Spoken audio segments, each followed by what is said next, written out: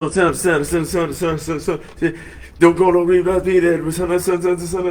There better be a household name. Oh, man. I need to really learn the words of that Whoa. song. I mean, That's all I had. Better be a household name. Never heard that song before.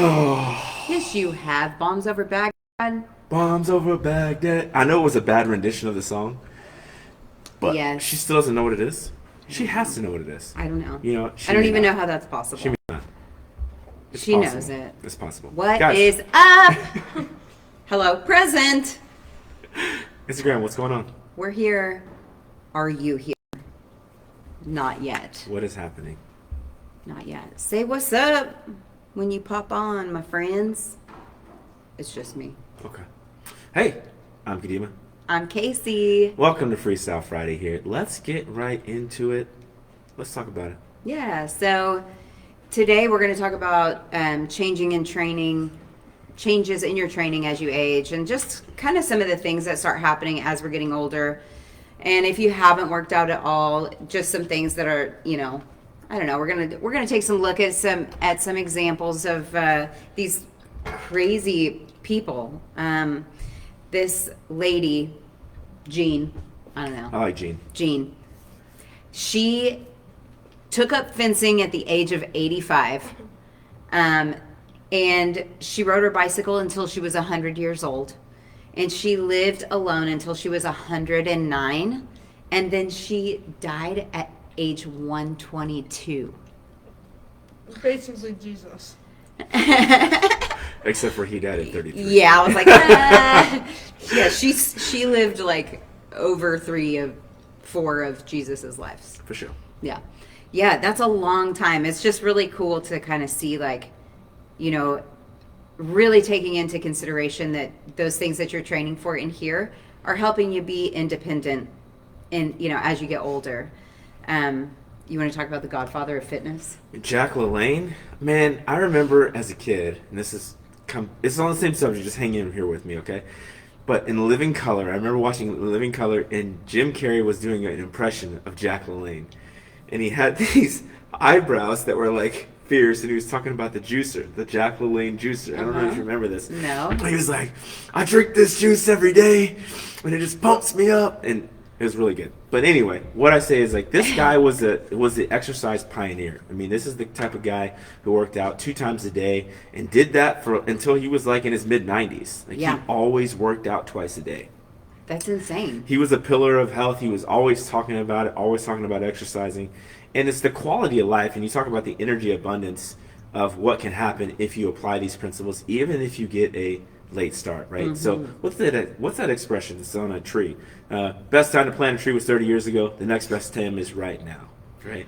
Good expression. So good use. You can use that same principle as a starting exercise at a elderly or a more senior age. I think when we talk about our demographic and what we believe that we've tried to educate and inspire people is that you're never too late to start, and you'll be surprised at how much progress you can make. Yeah. Once you get started. Yeah. So, and just from like a personal testimony kind of thing, one of my clients, Joan, she's going to be 73 next week. She's a beast, man. Joan works out with me 3 times a week and has for like 2 years.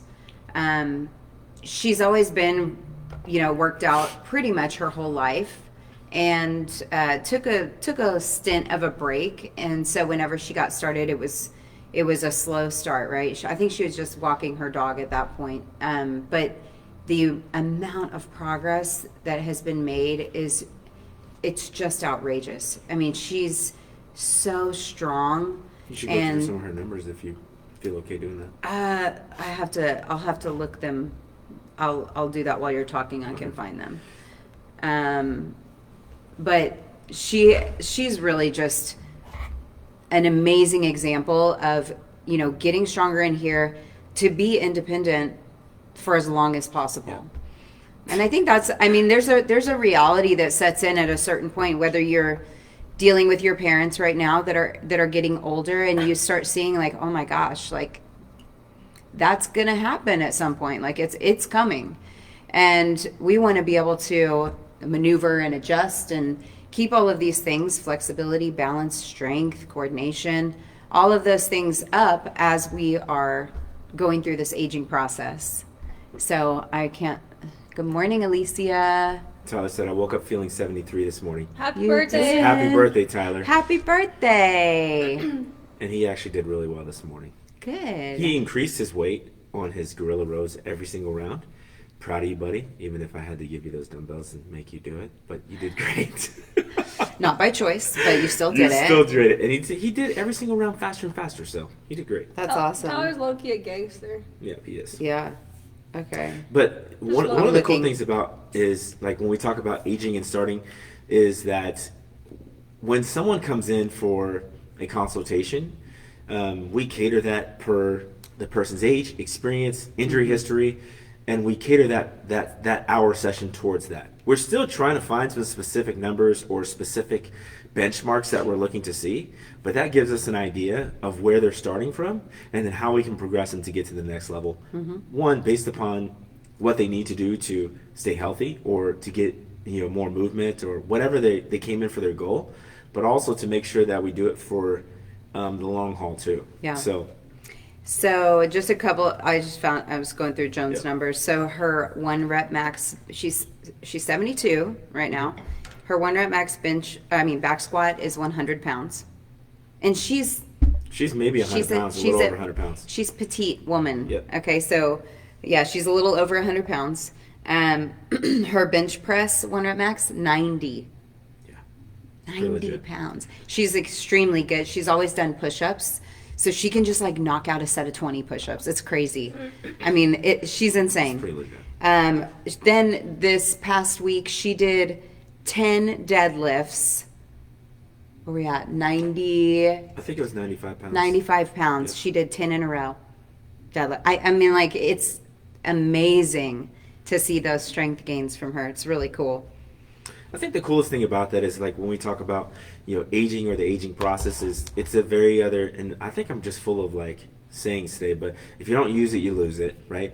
And more so as you get older, you see that diminishing pieces, and it could just be one, you're focused on career, you're focused on different things, so you're spending a lot more time in an office, you're hammering out things, you're making progress in your career, you're Taking care of your kids. Yes, you're doing all that stuff. You're kind of putting yourself on the back burner a little bit, right? Totally happens. So with that, like, you do experience those things start to diminish. And it in a way, it's kind of like a daunting task to think that it does get harder if you get older, like to learn newer things in terms of like really dynamic stuff like a skateboard or a hoverboard or something like that requires such coordination and such accuracy. Balance, yeah. But if you want to talk about how you're going to be around for a long time, or at least the quality of life, you're going to talk about lifting weights. Yep. Yeah. We talk about this all the time. Like when we had a class this morning and we were doing bench press in class, one of the things that we talked about was, hey, look, push the pace on the weights. It's gonna pay yourself off for that. You're gonna look better in your shirts, but also muscle stays off injuries. You're more resistant to falls and other things that are common in the elderly. Also, lifting, it increases balance. I mean, and that's something that's going to deteriorate as we get older anyways. So balance is something that you have to work on. Anything that's like single leg work is you're working on balance. So even in the warm up, like we've got, if we do an RDL, like a single leg, that is balance work. Any single leg, lunges or, movements that we're doing that isolate you or make you stand on one leg, like all of these things are going to help you with balance. And I think that, that's the preventing a fall as well. But yeah. So how do we go about this, right? If you are someone that has questions, wants to explore what it would look like for you, give us a call, okay? Text us, send a carrier pigeon, any method will work, okay? Send a messenger, FedEx us, whatever you want. Just get to us, okay? comment on the video. You can do it that way. Comment on our YouTube page. You can do it that way. But we'll answer questions, and we do it all the time, right? That's one way. But if you're trying to do it on your own and you want some tips to do it on your own, here's what we suggest. No matter what, start out with a warm-up. If you have a commercial gym membership, so you have where they have electronic treadmills and those kind of things, start with a warm-up. Get 10 minutes on there. Get your heart rate up a little bit so that you start to break a sweat. Start with a warm-up.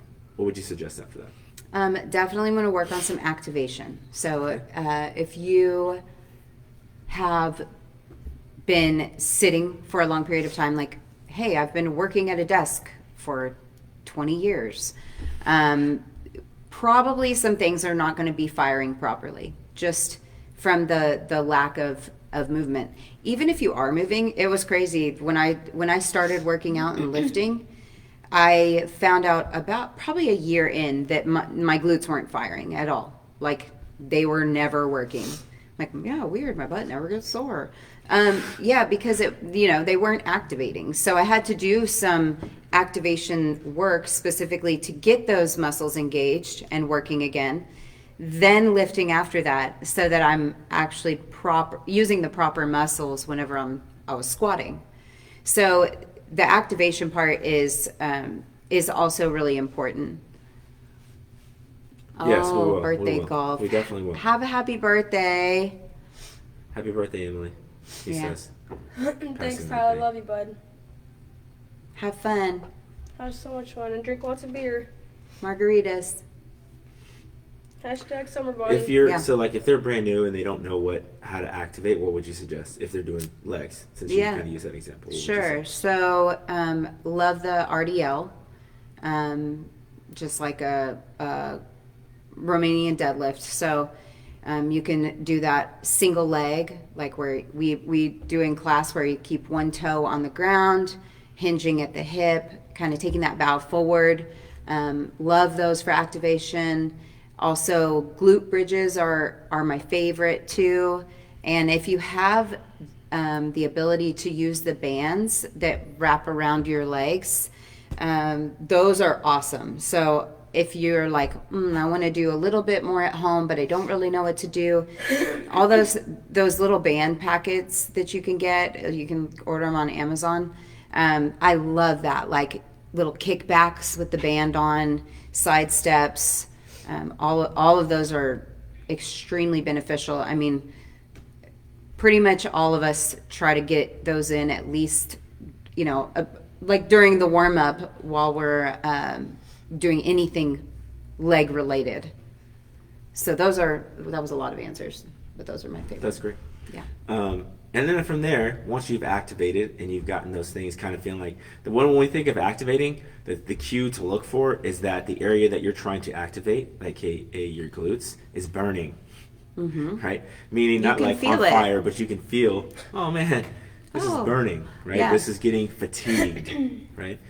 Once you've done that, it's time to move over to an exercise, right? Let's pick, if you're in a commercial gym and you've never done a back squat, like a free weight back squat, meaning a barbell's on your back, your squat, pick a machine. Don't do that. Okay. Good. Get a coach. Okay, for the more technical ones. Pick a machine that does show how to do a squat. There's a hack squat machine. There's just typically another one. Ask somebody. A trainer will typically show you how to do that. Don't be afraid to do that. Don't go in there going, I know all the answers. Just don't do it. Okay? It's so funny going to the gym. I mean, it's really, to go to another gym and watch people work out is very difficult for me. Because I'm like, oh gosh, like, should I go help them? Do I just mind my business?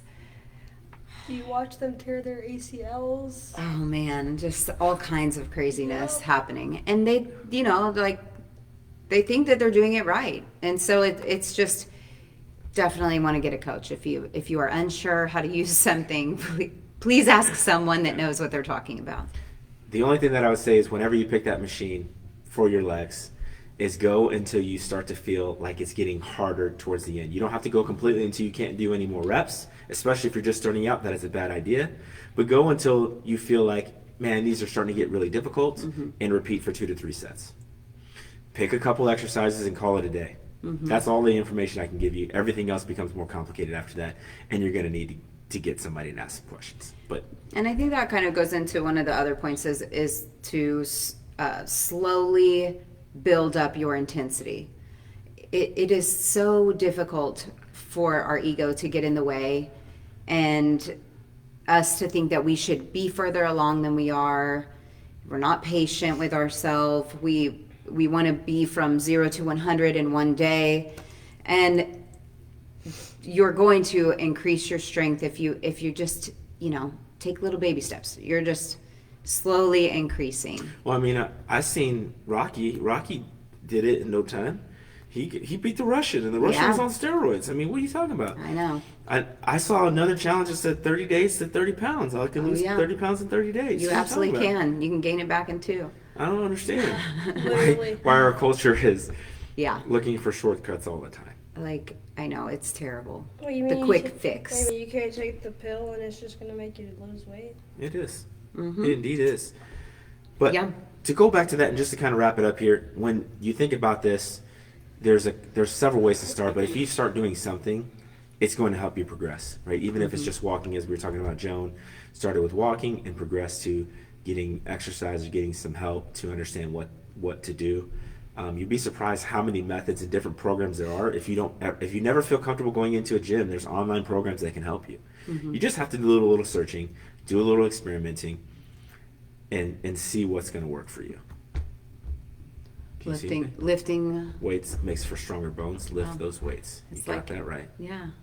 It's like lifting weights should have really been the milk slogan. Drinking milk gives you stronger bones. It does. I love dairy. We all look at Jacob. Everybody knows that. I think lastly, like the ability to modify and to be okay with that is so important, because if something is feeling tight, or if you're just a little off that day, or you're like, I'm not really sure, there is no shame in taking one day and modifying. Or maybe it's a week, or maybe it's a month, or maybe it's a year, or maybe you never do a certain movement. Yeah. It could be injuries. It could be just stuff that does not allow you to do that. Is there movements that you will not do? Pistols, Okay. handstand push-ups, Okay.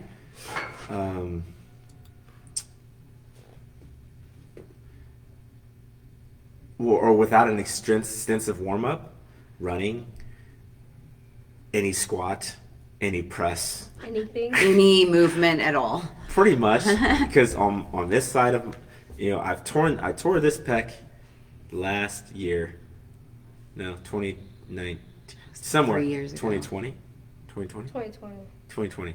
So it's bulletproof now. But this one is like, I have to do a bunch of activation stuff to get this one ready to rock and roll and to do presses.